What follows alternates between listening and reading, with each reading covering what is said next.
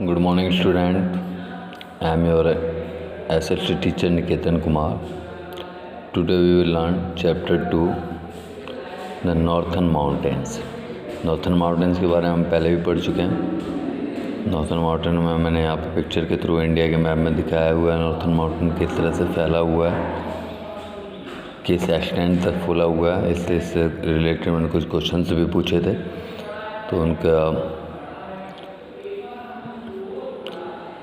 तो मैंने बताया था कि जो ये नॉर्थन माउंटेंस है, रेंज जो है वो 3 पार्ट्स में हमने इसको डिवाइड किया हुआ. 3 पैरेलल पार्ट्स हैं. वो इस तरह से आप कटिंग कर सकते हैं. पैरेलल है 1, फिर 2, फिर लास्ट वाला 3. मैं एक पिक्चर आपको सेंड कर दूँ और उस पिक्चर के थ्रू आप उसको समझ सकते हैं. तो फर्स्ट पार्ट हम इसका पढ़ चुके हैं, हिमाद्री. हम इसके सेकंड पार्ट की बात करेंगे, Himachal range. The second range is the Himachal range और the middle Himalaya. This range live between Himadri and the Shivalik hills. तो ये आपको याद रखना पड़ेगा कि किसके बीच में है ये रेंज, हिमाद्री और शिवालिक, यानी कि 3 रेंज होती हैं और इसी वजह से इसको हम मिडिल हिमालयाज भी कहते हैं. समझ में आया होगा बच्चों. It runs parallel. पैरेलल चलता है. पैरेलल का मतलब होता है जैसे कि समांतर. सड़क के 2 किनारे दोनों कैसे होते हैं, पैरेलल होते हैं. तो it runs parallel to the Himadri but comparatively less in height. पर इनकी हाइट कैसी होती है, कम होती है. हिमाद्री के पैरेलल ही चलते हैं. पहले हिमाद्री आएगा, फिर आपका हिमाचल रेंज आएगा, बट उनकी हाइट देखी जाए इन कंपैरिजन टू हिमाद्री वो लेस होती है. Most of our hill station lie in this range. हमारे बहुत सारे हिल स्टेशन जो हैं वो इसी रेंज में मिलते हैं, यानी हिमाचल रेंज में मिलते हैं. क्यों? They are beautiful valleys in this range.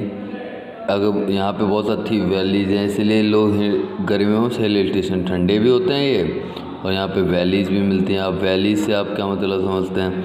तो वैलीज उन प्लेन्स को बोलते हैं जो कि पहाड़ी क्षेत्रों में होते हैं.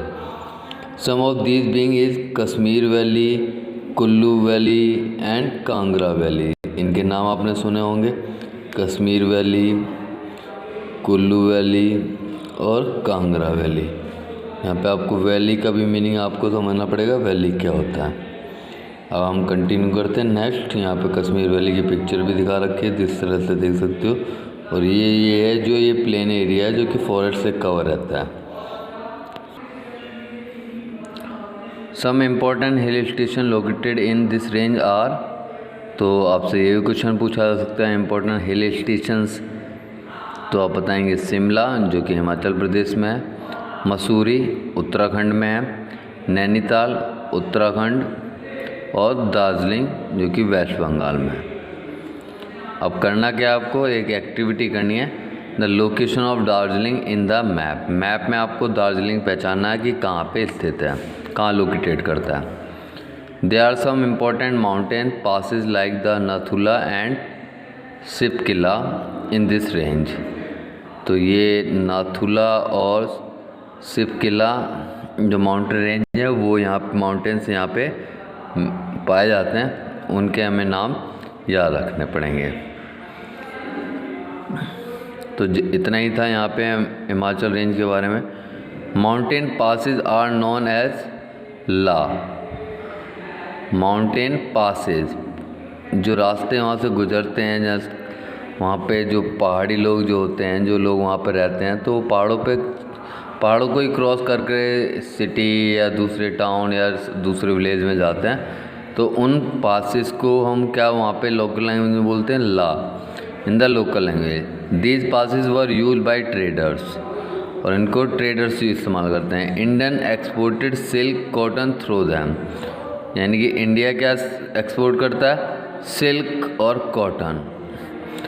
तो यहाँ से सिल्क और कॉटन हमारा एक्सपोर्ट होता है. तो ये तो आपको फैक्ट के तौर पे जानना था। अब इसके थर्ड पार्ट की बात करते हैं। थर्ड पार्ट है इस चैप्टर का जो हिमाचल का नॉर्थर्न प्लेन का है, वो है शिवालिक हिल्स। शिवालिक हिल्स के बारे में देखते हैं, समझते हैं। ये भी पैरेलल है। पैरेलल कैसे होता है वो भी आपको पिक्चर के थ्रू बताएगा जाएगा। This is the third range है and also known as outer Himalayas, और आउटर हिमालयज या फिर लोअर हिमालयज, क्योंकि यहाँ पे पर्वत श्रेणी जो रहती है वो ज़्यादा हाइट में नहीं होती है, कम ऊंचे होते हैं यहाँ के पहाड़, इसलिए इसको लोअर हिमालयज भी बोलते हैं, या फिर आउटर, क्योंकि ये आउटर है, बाहर की तरफ है। इंडिया की तरफ से जाएंगे तो पहला साइड मिलेगा, पर चाइना की तरफ से ये आउटर की साइड में। First, these are the southern most and the lowest range of Himalaya. Southern most, north और साउथ हम जानते हैं, डायरेक्शन जानते हैं, तो साउथर्न मोस्ट, नॉर्थ ऊपर से अगर हिमालय को देखेंगे तो हमें नीचे साउथर्न मोस्ट की तरफ चलना पड़ेगा, तब हमें जाके शिवालिक हिल्स मिलेंगे या रेंज ऑफ हिमालय मिलेगा। The slope of mountains are covered with thick forest which are home to a variety of wild animal. तो यहाँ पे जंगल बहुत ज़्यादा होते हैं और इसलिए यहाँ पे वैरायटी ऑफ एनिमल्स आपको देखने को मिल जाएंगे। इम्पोर्टेंस क्या है हिमालय की, ये इम्पोर्टेंट कुछ टॉपिक हो सकता है, क्वेश्चन हो सकता है। इस चैप्टर में हमने तीनों माउंट रेंज के बारे में पढ़ा है, हिमाद्री, हिमाचल, शिवालिक हिल्स। अब हम बात करते हैं इम्पोर्टेंस ऑफ हिमालय। हिमालयज़ की इंडिया के लिए क्या इम्पोर्टेंस है। The Himalayas are very useful to India, they are a boon to the country as they make a natural boundary on the northern border and protect us from neighboring country। तो ये क्या बना रहा है, नेचुरल बाउंड्री बना रहा है, कोई दीवार आपको खड़ी नहीं करनी पड़ रही, आपको ये ऑटोमेटिकली नेचर से एक ऐसी बाउंड्री मिल रही है या एक वॉल मिली है जो कि आपको नेबरिंग कंट्री से प्रोटेक्ट कर रहा है कि वो उस पर, जैसे कि अभी झगड़ा भी चल रहा होगा करंट में, आपने न्यूज़ में देखा होगा, तो वहाँ पे हमें एक तरह से प्रोटेक्ट कर रहा है कि नेबरिंग कंट्री इतनी आसानी से हमारी कंट्री में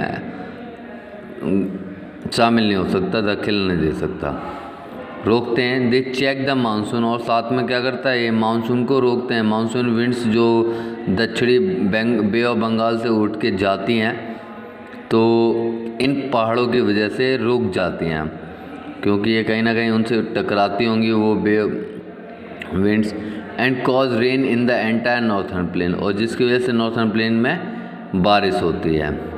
तो India would have been a desert if there were no Himalaya.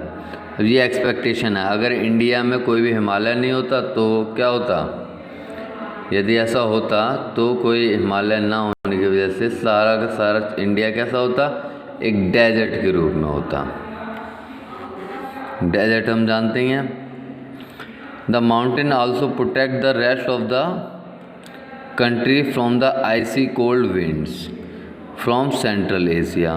तो सेंट्रल एशिया से जो आइसी कोल्ड विंड्स आती हैं उनसे भी हमें प्रोटेक्शन दे रहा है, नेशनल प्रोटेक्शन दे रहा है। सेकंड, आइसी विंड्स से, आइसी कोल्ड विंड से भी हमें प्रोटेक्शन दे रहा है जो कि सेंट्रल एशिया से आ रही हैं। The Himalaya affect the climate of India in many way. तो हम इसलिए कह सकते हैं हिमालय इंडिया के क्लाइमेट को कई तरीके से अफेक्ट करता है। मैनी पेरिनियल रिवर्स, पेरिनियल्स मैंने आपको बताया था कि वो रिवर्स होती हैं जो कि पूरे साल भर बहती हैं। The many perennials rivers like Ganga, Yamuna, Brahmaputra, Kosi, Gangtok, Ghaghra originated from the glacier of Himalaya. तो हिमालय में कई तरह के ग्लेशियर्स हैं, हमने पहले भी पढ़े थे 2 ग्लेशियर्स के बारे में, गंगोत्री, यमुनोत्री। तो वहाँ से 2 अलग अलग रिवर निकलती हैं, गंगा फ्रॉम गंगोत्री, यमुना फ्रॉम यमुनोत्री, और भी यहाँ पे रिवर्स बता रखे हैं, ये भी अलग अलग ग्लेशियर से यहाँ से ऑरिजिनेट होती हैं। They also provide us with would, और भी क्या कुछ मिल रहा है हमें, वुड मिल रहा है, टिम्बर, मेडिकल हर्ब्स मिल रही हैं, बहुत सारी मेडिकल जड़ी बूटियाँ मिल रही हैं जो कि हेल्प कर रही हैं हमारी and also help in protecting the wild life, और वाइल्ड लाइफ को बचाने में भी हमारा हेल्प कर रहा है। तो माउंटेन इसलिए बहुत ज़्यादा हेल्पफुल है इंडिया के point of view. 3 point of view यहाँ पे डिस्कस किए हैं, आप इनको छोटे छोटे पॉइंटों में डिस्कस कर लें, पॉइंट बना लें, ताकि आपको ये याद करने में बहुत आसान रहे। आई होप आपको ये सेकंड चैप्टर अच्छे से समझ में आया होगा।